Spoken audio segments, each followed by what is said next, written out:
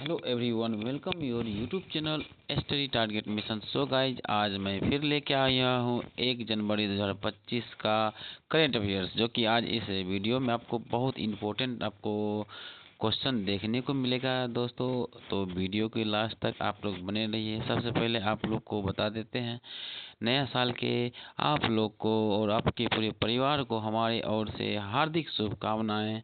और 2025 में आप लोग का जो भी मनोकामना और जो भी अगर इस कंपटीशन का एग्ज़ाम दे रहे हैं, तो मैं माता सरस्वती से कामना करते हैं आप लोग का एग्ज़ाम क्रैक कर पाए।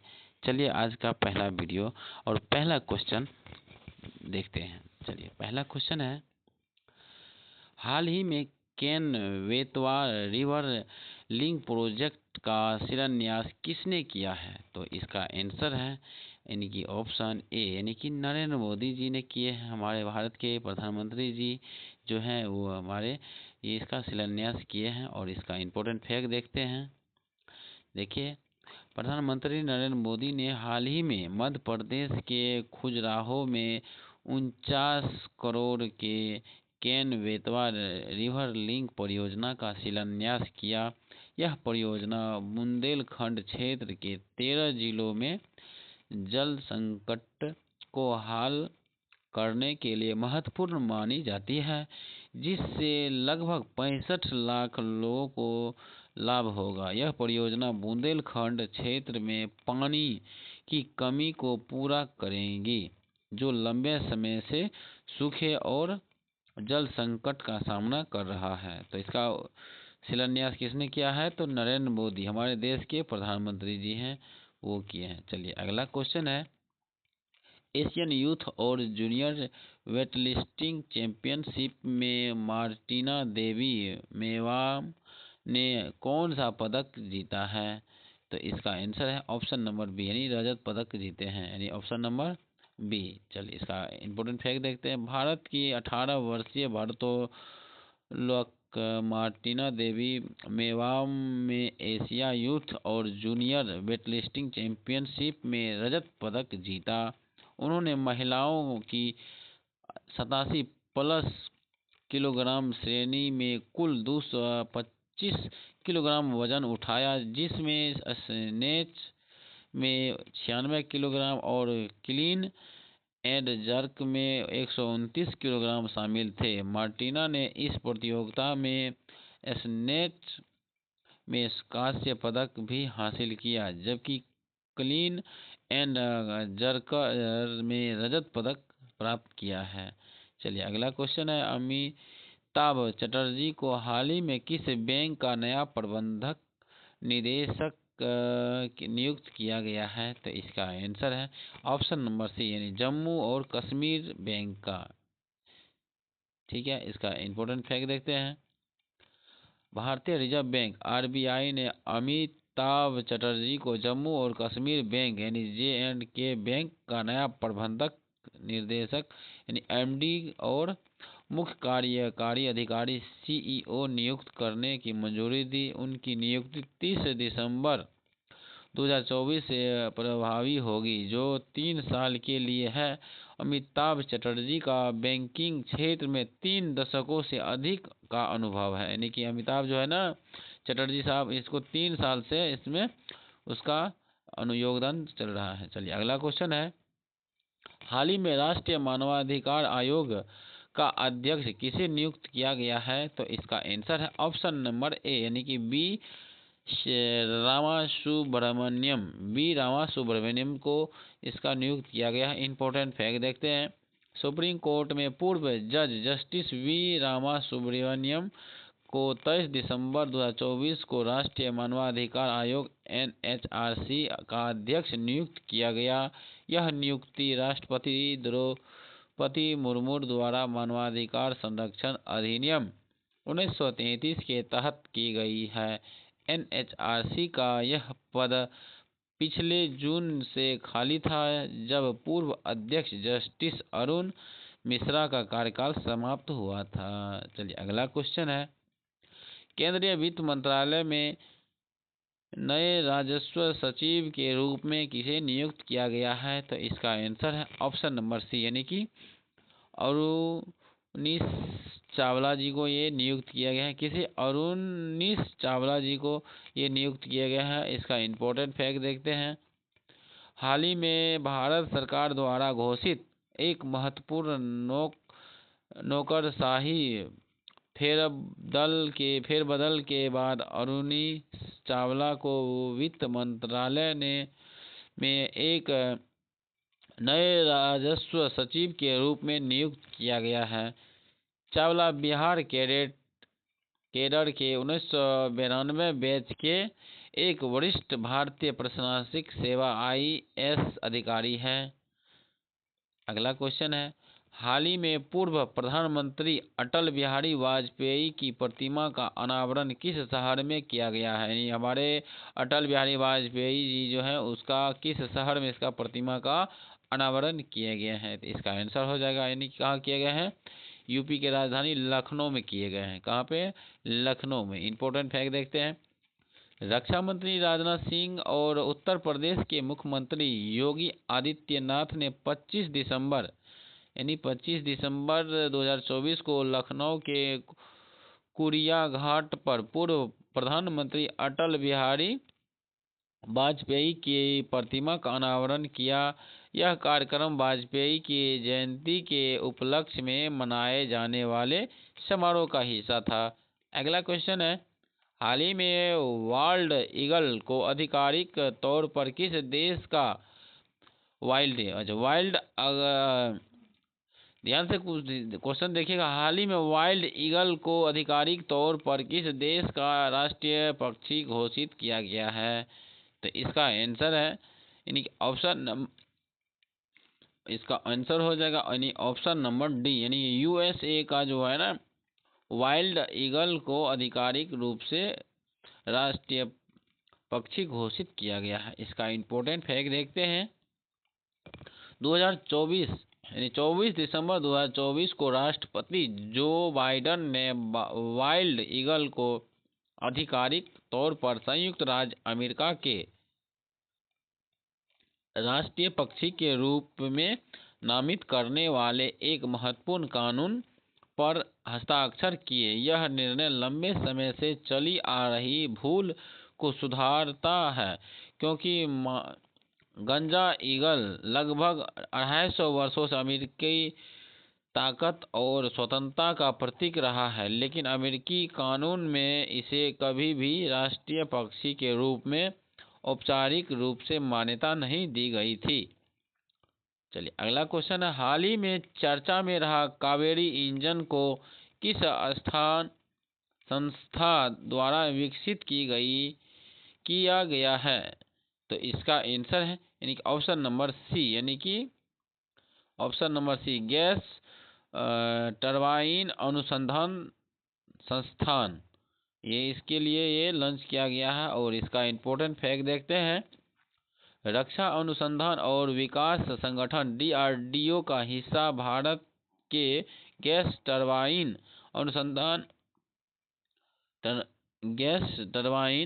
अनुसंधान GTIRI ने घोषणा की है कि कावेरी इंजन को इन फ्लाइट परीक्षण के लिए मंजूरी दे दी गई है। कावेरी इंजन परियोजना 1980 के दशक के अंत में लाइट कॉम्बैट एयरक्राफ्ट LCA तेजस को शक्ति देने के लक्ष्य के साथ शुरू हुई थी। इसे DRDO के तहत गैस टरबाइन अनुसंधान प्रतिष्ठान द्वारा विकसित किया गया है। चलिए अगला क्वेश्चन है, दुनिया के सबसे बड़े जल विद्युत बांध का निर्माण कौन सा देश का कार्य रहा है? दुनिया का सबसे बड़े जल विद्युत बांध का निर्माण कौन सा देश कर रहा है? यानी कौन सा देश जल विद्युत कर रहा है? तो इसका आंसर हो जाएगा यानी ऑप्शन नंबर बी, यानी चीन कर रहा है। ये हमारे चीन। और इसका इम्पोर्टेंट फैक्ट देखते हैं। चीन के आधिकारिक तौर पर यारलुंग त्यांगपो नदी के निचले हिस्से पर दुनिया के सबसे बड़े जल विद्युत बांध के निर्माण को मंजूरी दे दी है। इस महत्वाकांक्षी परियोजना से सालाना लगभग 300 अरब किलोवाट घंटे बिजली पैदा होने की उम्मीद है, जो कि मध्य चीन में वर्तमान सबसे बड़े बांध 3 गोरजेज बांध की क्षमता से 3 गुना अधिक है। अगला क्वेश्चन है, स्लाइनेक्स द्विपक्षीय नौसेना अभ्यास भारत के और किस देश के बीच आयोजित किया जाता है? तो इसका आंसर है यानी ऑप्शन नंबर बी, यानी श्रीलंका के साथ किया जाता है। चलिए इसका इंपॉर्टेंट फैक्ट देखते हैं। भारत और श्रीलंका के बीच द्विपक्षीय नौसेना अभ्यास स्लाइनेक्स 24 श्रीलंका भारत अभ्यास 2024 का आयोजन 17 से 20 दिसंबर तक विशाखापट्टनम में पूर्वी नौसेना कमान के तत्वावधान में 2 फेज में हुआ। बंदरगाह चरण 17 से 18 दिसंबर तक और समुद्री चरण 19 से 20 दिसंबर तक आयोजित किया गया था। दोनों देशों के बीच साल 2005 में इसकी शुरुआत हुई थी। अगला क्वेश्चन है, जिमी कार्टर किस देश के पूर्व राष्ट्रपति थे जिनका हाल ही में निधन हो गया है? तो इसका आंसर होगा यानी ऑप्शन नंबर बी, यूएसए के ये जिमी कार्टर थे, यानी कि यूएसए के रहने वाले थे और वहाँ उसका निधन हो गया है। इसका इंपॉर्टेंट फैक्ट देखते हैं। यूएसए के पूर्व राष्ट्रपति और नोबेल शांति पुरस्कार विजेता जिमी कार्टर का निधन हो गया है। वह अमेरिका के 39वें राष्ट्रपति थे। 1977 से 1981 तक सेवा देने वाले कार्टर मानवाधिकारों और वैश्विक शांति के प्रति उनकी प्रतिबद्धता के लिए याद किया जाता है। अगला क्वेश्चन है, हाल ही में ICC cricket of the year के लिए किसे नॉमिनेट किया गया है? किसे नॉमिनेट किया गया है? तो इसका आंसर है ऑप्शन नंबर सी, यानी कि अरशदीप सिंह को, यानी अरशदीप सिंह जी को ये नॉमिनेट किए गए ऑप्शन। यानी इसका इंपॉर्टेंट फैक्ट देखते हैं। भारतीय तेज गेंदबाज और अर्शदीप सिंह को एक शानदार सीजन के बाद आईसीसी पुरुष T20 cricket of the year पुरस्कार के लिए नॉमिनेट किया गया है। वह संयुक्त रूप से सबसे अधिक विकेट लेने वाले गेंदबाज के रूप में भी उभरने। वही महिला क्रिकेट स्मृति मंदाना को वनडे महिला cricket offer the year award के लिए नॉमिनेट किया गया है। अगला क्वेश्चन है, हाल ही में सीनियर राष्ट्रीय पुरुष हैंडबॉल का टाइटल किस टीम ने जीता है? तो इसका आंसर हो जाएगा यानी ऑप्शन नंबर डी, यानी किसने जीता है? केरल ने जीते हैं। इसका इंपॉर्टेंट फैक्ट देखते हैं। केरल के राष्ट्रीय पुरुष हैंडबॉल टीम ने हाल ही में सीनियर राष्ट्रीय पुरुष हैंडबॉल का टाइटल जीत लिया है। यह टूर्नामेंट का 73वां संस्करण था, जिसका आयोजन चंगना सरोसेरी में किया गया। टीम एक रोमांचक फाइनल मैच में चंडीगढ़ को 34-31 के स्कोर से हराकर चैंपियनशिप हासिल किया है। अगला क्वेश्चन है, महिला विश्व रैपिड शतरंज चैंपियनशिप का टाइटल किसने जीता है? तो इसका आंसर हो जाएगा option number C, Koneru Humpy ने जीते हैं। किसने जीते हैं? कोनेरू हम्पी ने जीते हैं, ऑप्शन नंबर सी। चलिए इसका इंपॉर्टेंट फैक्ट देखते हैं। कोनेरू हम्पी ने न्यूयॉर्क में आयोजित 2024 FIDE महिला विश्व रैपिड शतरंज चैंपियनशिप जीतकर इतिहास में रच दिया है। इस प्रतिष्ठित प्रतियोगिता में यह उनका दूसरा खिताब है। हम्पी ने 11 राउंड में प्रभावशाली 8.5 अंक बनाए, जिससे फाइनल मैच में इंडोनेशिया की आयरिन सुकंदर पर निर्णायक जीत हुई। अगला क्वेश्चन है, हाल ही में किसे मेलबर्न क्रिकेट क्लब की सहायता से सम्मानित किया गया है? तो इसका आंसर हो जाएगा option number C, Sachin Tendulkar को, यानी कि मेलबर्न क्रिकेट क्लब से सम्मानित किया गया है। किसे? सचिन तेंदुलकर जी को ये सम्मानित मिला है। और इसका इम्पोर्टेंट फैक्ट देखते हैं। मेलबर्न क्रिकेट क्लब MCC ने हाल ही में महान भारतीय खिलाड़ी सचिन तेंदुलकर को संस्था का मानद सदस्य बनने का निमंत्रण दिया था, जिसे उन्होंने स्वीकार कर लिया है। ऑस्ट्रेलिया के सबसे पुराने खेल क्लबों में से एक MCC की स्थापना 1838 में हुई थी। बता दें कि सचिन तेंदुलकर MCC में सबसे ज़्यादा टेस्ट रन बनाने वाला भारतीय बल्लेबाज है। कौन है? तो सचिन तेंदुलकर। चलिए इसका इम्पोर्टेंट है। अगला क्वेश्चन है, हाल ही में प्रो कबड्डी लीग का टाइटल किस टीम ने जीता है? तो इसका आंसर हो जाएगा ऑप्शन नंबर ए, यानी कि हरियाणा स्टीलर्स ने जीता है। अगर इसका इम्पोर्टेंट फैक्ट देखते हैं, हरियाणा स्टीलर्स ने 29 दिसंबर 2024 को पुणे में श्री शिव छत्रपति स्पोर्ट कॉम्प्लेक्स में आयोजित फाइनल में पटना पाइरेट्स को 32-23 से हराकर अपना पहला प्रो कबड्डी लीग PKL खिताब जीता है। यह जीत स्टीलर्स के लिए एक महत्वपूर्ण उपलब्धि है, जो सीजन 11 के दौरान लीग फेज में टॉपर रही थी। अगला क्वेश्चन है, हॉकी टीम लीग 2024-25 का आयोजन कहाँ किया जाएगा? तो इसका आंसर हो जाएगा यानी कि option number C, Rourkela. Orissa के एक सिटी है राउरकेला, वहाँ पे ये आयोजित किया जाएगा। इसका आंसर इम्पोर्टेंट फैक्ट देखते हैं।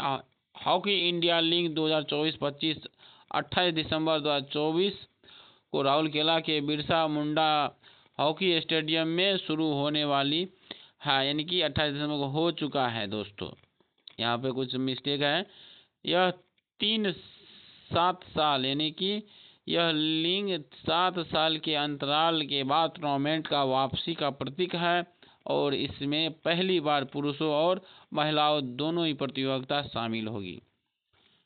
चलिए इसका अगला क्वेश्चन है, स्लाइनेक्स द्विपक्षीय नौसेना अभ्यास भारत और किस देश के बीच आयोजित किया जाता है? तो इसका आंसर हो जाएगा ऑप्शन नंबर बी, श्रीलंका के साथ किया जाता है। चलिए इसका इम्पोर्टेंट फैक्ट देखते हैं।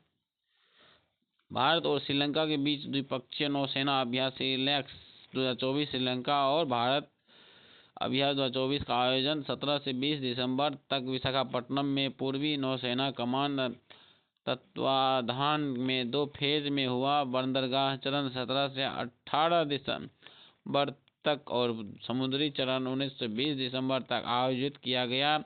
दोनों देशों के बीच साल 2005 में इसकी शुरुआत की गई थी। अगला क्वेश्चन है, DPIIT स्टार्टअप की मदद के लिए किस निजी कंपनी के साथ समझौता ज्ञापन पर हस्ताक्षर किए हैं? तो इसका आंसर हो जाएगा यानी कि ऑप्शन नंबर बी, यानी कि बोट के साथ किए हैं। बोट के साथ, बोट वही बोट जो कि हम लोग एयरफोन कान में यूज करते हैं अधिकतर। चलिए इसका इम्पोर्टेंट फैक्ट देखते हैं। उद्योग संवर्धन और आंतरिक व्यापार विभाग DPIIT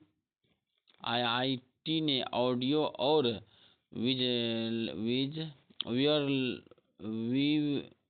वियरलेस बाजार में एक भारतीय कंपनी बूट के साथ समझौता ज्ञापन पर हस्ताक्षर किए हैं। इस समझौते का उद्देश्य नवाचार को प्रोत्साहन देना और D2C का मैन्युफैक्चरिंग डोमेन में स्टार्टअप सहित DPIIT मान्यता प्राप्त स्टार्टअप के अनुरूप सहायता प्रदान करना है। अगला क्वेश्चन है यानी कि 20 नंबर, राष्ट्रीय परीक्षण और अंशोधन प्रयोगशाला प्रत्यायन बोर्ड NABL का अध्यक्ष किसे नियुक्त किया गया है? तो इसका आंसर हो जाएगा ऑप्शन नंबर ए, यानी कि डॉक्टर संदीप शाह जी को ये नियुक्त किए गए हैं। इसका इम्पोर्टेंट फैक्ट देखते हैं। प्रख्यात चिकित्सा पेशेवर और दूरदर्शी नेता डॉक्टर संदीप शाह को भारतीय गुणवत्ता परिषद QCI के एक घटक बोर्ड, राष्ट्रीय परीक्षण और अनुशोधन प्रयोगशाला प्रत्याय बोर्ड NABL का अध्यक्ष नियुक्त किया गया है। बता दें कि डॉक्टर शाह इस पद पर प्रो सुब्बान्ना अध्यापन की जगह लेंगे। अगला क्वेश्चन है, विश्व विख्यात सूफी संत ख्वाजा मोइनुद्दीन हसन चिश्ती का 813वां उर्स कहाँ आयोजित किया जाएगा? तो इसका आंसर हो जाएगा यानी कि ऑप्शन नंबर सी, अजमेर में किया जाएगा। इसका इम्पोर्टेंट फैक्ट देखते हैं। राजस्थान की धार्मिक नगरी अजमेर में विश्व विख्यात सूफी संत ख्वाजा मोइनुद्दीन हसन चिश्ती का 813वां उर्स अगले माह की शुरुआत में आयोजित होगा। अगला क्वेश्चन है, भारत के किस पूर्व क्रिकेटर को मेलबर्न क्रिकेट क्लब MCC का मानद सदस्यता स्वीकार की है? तो इसका आंसर हो जाएगा यानी कि option number B, Sachin Tendulkar ji को नियुक्त किए गए हैं। इसका इम्पोर्टेंट फैक्ट देखते हैं। हाल ही में भारत के महान क्रिकेटर सचिन तेंदुलकर ने मेलबर्न क्रिकेट क्लब MCC की मानद सहायता स्वीकार की। MCC ऑस्ट्रेलिया के सबसे पुराने और प्रतिष्ठित खेल क्लबों में से एक, जिसकी स्थापना 1838 ईस्वी में हुई थी। यह क्लब प्रसिद्ध मेलबर्न क्रिकेटर ग्राउंड MCG का संचालन करता है। अगला क्वेश्चन है, भारत के पिछले वर्ष की तुलना में 2023 और 2024 में कितने प्रतिशत कोयला उत्पादन में वृद्धि हुई है? तो इसका आंसर हो जाएगा ऑप्शन नंबर ए यानी कि 11.71% की वृद्धि हुई है। अगला क्वेश्चन, इसका इम्पोर्टेंट फैक्ट देखते हैं।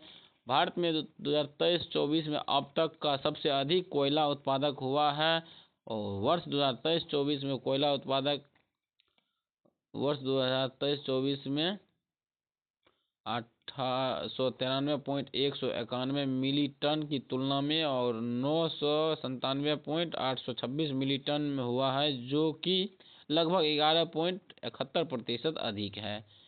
अगला क्वेश्चन है, 67वीं राष्ट्रीय चैंपियनशिप पुरुषों की 25 मीटर रैपिड फायर पिस्टल स्पर्धा में किसे गोल्ड मेडल जीता है?